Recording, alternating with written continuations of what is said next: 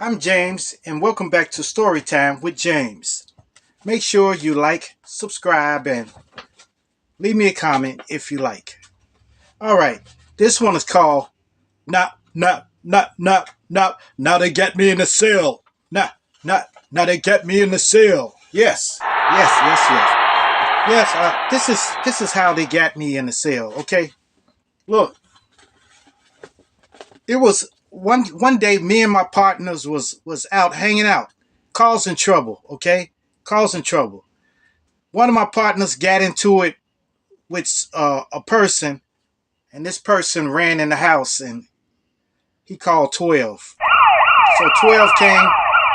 When they got there, they came to us. They got all of us, and they searched all of us. They searched us all, and then they ran our names in their database to find out if we had, anything on us or something like that.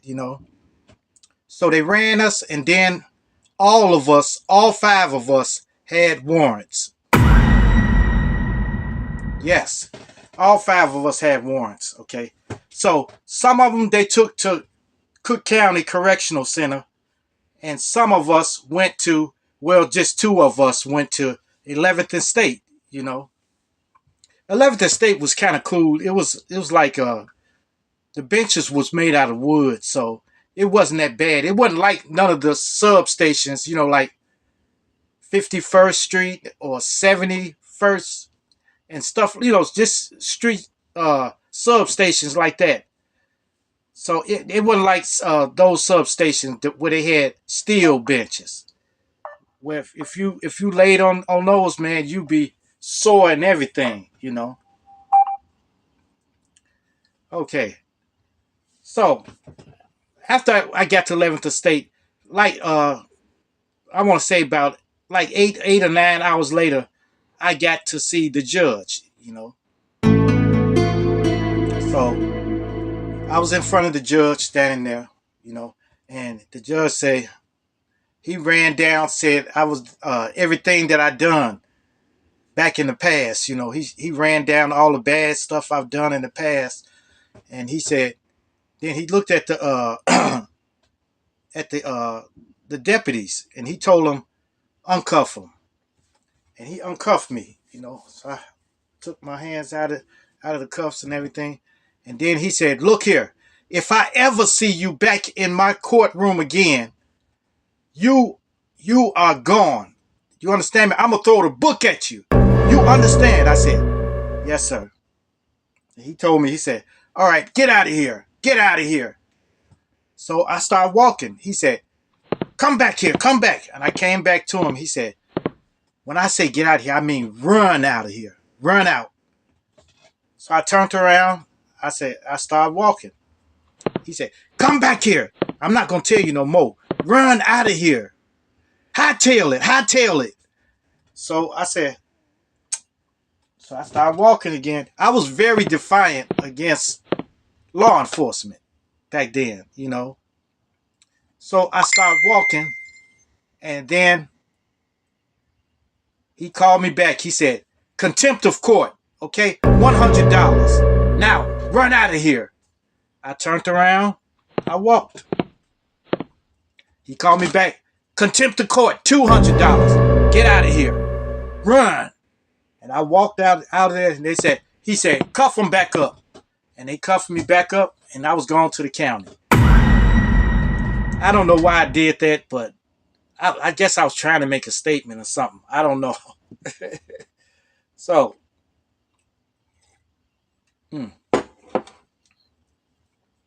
so I was on my way to the county, and I was facing like 2 months or something like that. So when I got to the county, it took them 8 hours to process me in. 8 hours. So it was long, and they violated me too. Bend over and spread them. Bend over and spread them. Bend over and cough. And then they stuck me with a needle and wouldn't tell me what was in it, what they was sticking me with. They stuck me with a needle and said, come here. And I was struggling with them, and they cuffed my hands down there and made me stay still. And and they put something in me. I don't know what it was, you know. But even okay, after all of that, they made me get a mattress, roll it up under my arm, and run down the hall, and to a dorm. Okay, so in this dorm, there was no more bunks, you know. So I had to put my mattress on the floor, you know. And it was late night then. It was real late at night. So I didn't know, but they put me in a cell with a lot of the Cobra stones. Okay, Cobra stones, you know. So I got in there, and this guy said, "Hey, my name Red, you know, Red Dog, Red Dog." And I said, "So what, man?" And then he said, "Man, you can't be over here. You can't be over here, you know." Telling me I can't be where I can't be, you know. So me and him started rolling. You know, I was quick to fight back then, you know. I was really quick to fight. I would go from 0 to 100 in a minute, you know. So we fighting, and police came in there. They came in the cell and sprayed both of us down. They wet me up. Then they took me out. I couldn't see. They took me out and put me in another section, you know. So after I was fighting with that guy, that morning I got up and then I noticed back in the back was all my homies and stuff. I'm talking about all my homies from the block. People I haven't seen in years and stuff. That's where they were, in jail. So I went back there. I said, "Man, what's up? What's up? What's up, man? What's What's up, up, man? man? What's What's up? up? What's up? Take That's a my little boy, chill. man. Take a How little you living, chill. man? How you What's living? up, How you living, man?" man? And that was it. That was it. So after that, I started getting used to it. I started getting used to it. You know, we got a chance to watch television. You know, they had a television that they would roll in there. And if we were good, if we didn't fight in the cell, they would bring us this big television. They bring this big television in there for us. And we got to watching it, you know. And we was watching Glow. I don't know why we was watching it, but everybody voted on it and everybody wanted to see Glow, you know. Glow was a wrestling, a woman's wrestling, you know. So all of them wanted to see Glow. So after that, I started getting used to it. I started getting used to everything, chow and everything. Wait, chow now, chow. When we went down to the cafeteria, you know, there's this guy behind me, very annoying. He kept saying, hey man, can I have your bread? Can I have your bread? I said, I don't know, man. I said, I see. But I don't. I'm not sure. I'm not sure. He said, come on, man, give me your bread. Give me your bread. He kept constantly asking me for my bread, asking me for my bread, you know. So finally, I just finally elbowed him. Boom! I elbowed him, and we fighting it and stuff like that. We got in trouble, you know. So anyway, after all of that, man, it started feeling like kind of like home to me, you know. I was only in there for like almost a month, so and I had sent word to my mother and everybody, don't try to get me out. Don't try to contact me. Don't come down here for visitation. Don't even just forget I was living, you know. So after when I was getting ready to get out, I I don't know. I guess my mother called down to find out if I was getting out. So they probably told him I was getting processed out. So after that, my uncle and my mother came to pick me up, you know, and I was so happy to see them, you know. But it took me 8 hours to get processed out too.